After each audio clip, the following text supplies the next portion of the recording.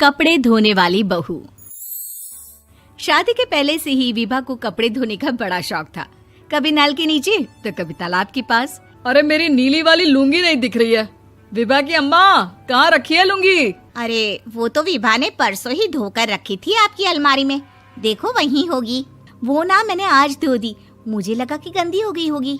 अरे कैसे गंदी हो गई थी? उसे तो मैंने पहना भी नहीं। हे भगवान, इस लड़की के कपड़े धोने की आदत से परेशान हो गया हूँ मैं। जितना तो घर में राशन नहीं आता, उससे कहीं ज्यादा डिटर्जेंट पाउडर का खर्चा है। इसकी शादी करवा दो, शादी जाए अपने घर में ही करे काम, फिर चाहे घर के कपड़े धोने हो या पूरे गांव के। हाँ ठीक बोल रही हूँ, देखता हूँ मैं कोई लड़का। वो दिन भी आ जाता है जब विभा को देखने लड़के वाले आ जाते हैं। लड़की मुझे अच्छी लगी। होने वाली सास कहती है, बेटी अगर कुछ पूछना है तो पूछ लो। वैसे तो हमारी लड़की बहुत ही शर्मीली है, जो बोल दो वो मान लेती है, इसे क्या पूछना होगा। अरे कैसी बात कर रही हो माँ, मुझे इन लोगों के घर रहना है, सवाल तो कई है। हाँ हाँ बेटा, पूछ लो ना, क्या पूछना है। आप लोगों के घर कपड़े कौन धोता है? सास का मुंह बन जाता है। देखो, अगर तुम ये कहना चाहती हो कि तुम्हें कपड़े धोने नहीं आते तो सुन लो, कपड़े मैं ही धोती हूँ, लेकिन तुम्हारे आ जाने के बाद मैं रुमाल तक नहीं धोऊंगी। अरे चुप रहना भाग्यवान, बहू बेचारी घर आई नहीं, उसे डराना शुरू कर दिया।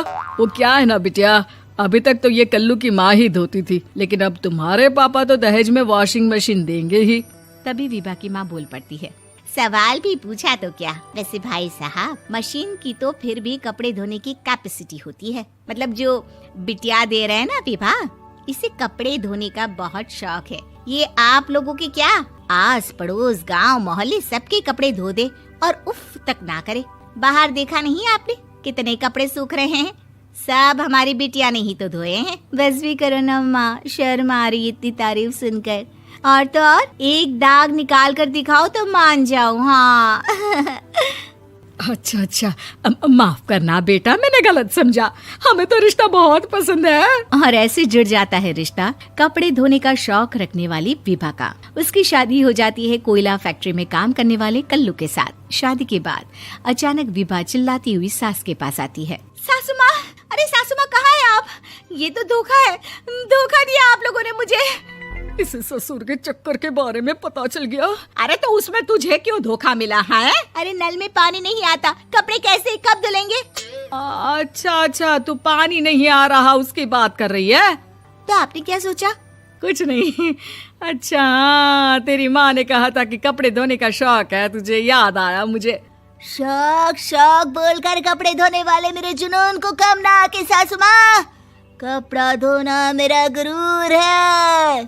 तभी पति भी वहाँ आ जाता है। अभी मैंने इसे सनी देओल की फिल्म दिखाई है, उसी के डायलॉग मार रही है माँ। अच्छा सुन, साफ साफ बता रही हूँ, पानी सुबह 4 से 6 और शाम को 10 से 12 आता है, समझी?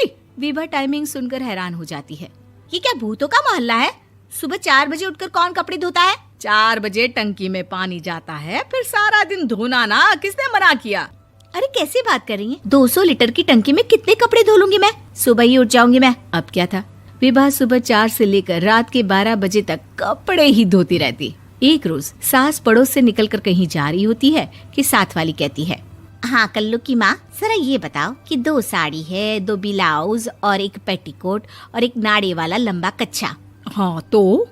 अरे तो क्या, कितना लोगी धुलाई ये बताओ। धोबन दिख रहे हैं हम क्या? हमारे पति सरकारी नौकरी से अभी रिटायर हुए हैं और बेटा सुपरवाइजर है कोयला फैक्ट्री में। धोबन समझ रखा है हमें? हाय रे कल्लू की अम्मा, माफ कर दो, वो तो मोहल्ले में यही सब बता रहे थे कि तुमने बहू को कपड़ा धुलवाने के काम में लगा दिया है। सास को पड़ोसन की बात सुनकर गुस्सा आ जाता है। वो घर पहुंचती है जहां घर के बाहर ही इतने सारे कपड़े सूख रहे होते हैं जितने कि किसी धोबन के घर पर। अरे ओ कल्लू की दुल्हन, बाहर निकल। माँ जी यहीं आ जाओ, बाथरूम में चादर धो रहे हैं हम। अरे अभी हम धोते हैं, तुमको बाहर निकलो। ये आस पड़ोस वाले बोल रहे हैं कि हम बहू से कपड़े धुलवा कर उसे कपड़ा धोने वाली बना दिए हैं। अरे छोड़ो ना माँ जी, किन लोगों की बातों में आती हो?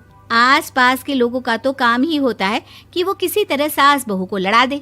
बहू सारे घर के कपड़े धोती है, ये क्या कम है? बोलिए। सास को भी लग जाता है कि वो बहू का ये सनकीपन नहीं छुड़वा सकती, इससे अच्छा है कि खुद ही चुप हो जाए। एक रोज सास और बहू मंदिर जाते हैं, जहाँ सास की साड़ी वहाँ खड़ी भीख मांगने वाली से मिलती है। माँ जी क्या बात है, आपकी साड़ी उस भिखारन से कितनी मिल रही है ना? हाँ हाँ देखो तो, दोनों की साड़ी मिल रही है। क्या बात है कल्लू की अम्मा, तुम खुद को तो अफसर की बीवी बताती हो और ऐसी सिंपल सी प्लेन साड़ी पहनकर घूमती हो। सिंपल और प्लेन नहीं है ये साड़ी। तो क्या सोने के धागे से फूल बने हैं? कुछ भी सासू माँ, कुछ भी। हाँ बने थे इस साड़ी में सोने के धागे से फूल। मेरे पति लेकर आए थे मद्रास से स्पेशली मेरे लिए 10,000 की। ताहे भाई साहब इस भिखारन के लिए भी सेम टू सेम साड़ी लेकर आए होंगे 10,000 की।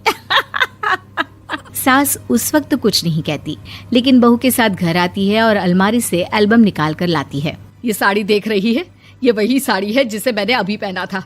इस साड़ी में ये जो चमकदार फूल दिख रहे हैं ना, ये सोने के धागों से काढ़े गए हैं। लेकिन तू लोकल वॉशिंग मशीन ब्रश से घिस घिस कर सारे फूलों को निकाल कर साड़ी प्लेन कर दी। मुझे माफ कर दीजिए सासू माँ। और तो और, जब मैंने तुझे तेरी गलती के लिए कुछ नहीं कहा, लेकिन तूने तो सबके सामने मेरा मजाक ही बना दिया। क्यों? बहू को समझ में आ जाता है कि अब से उसका कपड़े धोना बंद।